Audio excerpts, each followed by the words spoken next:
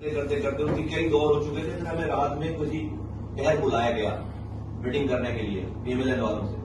تو ہم میٹنگ کرنے جب وہاں پہ گئے تو ایسا لگتا ہے کہ جب ہم جو ہے کمرہ کھول کر گھس گئے بس کمرے میں، جب آپ نظر آ جاتے ہیں کمرے میں تو بولا بھائی جو بیٹھ بھی جاؤ.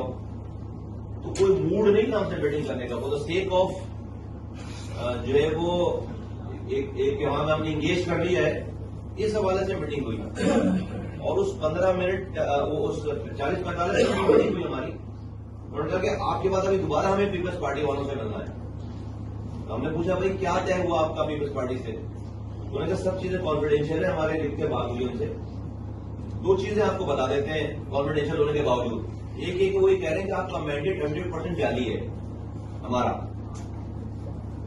سب کا 60% ہوگا، 50% ہوگا. ہمارا پیپلز پارٹی کہہ رہی ہے، پی ایم ایل این کہہ رہی ہے کہ پیپلز پارٹی کہہ رہی ہے کہ ہمارا 100% مینڈیٹ جاری. کانفیڈینشیل میں ساری باتیں نہیں بتائیں، یہ والی بات بتائی ہمیں کہ ہمارا 100% مینڈیٹ جاری ہے.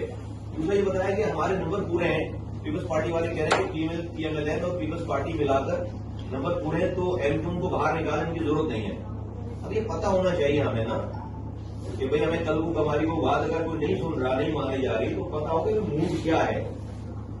یہ پتا ہونا، میرا خیال ہے کہ پتا ہونا چاہیے اس والی بات کو سب کو.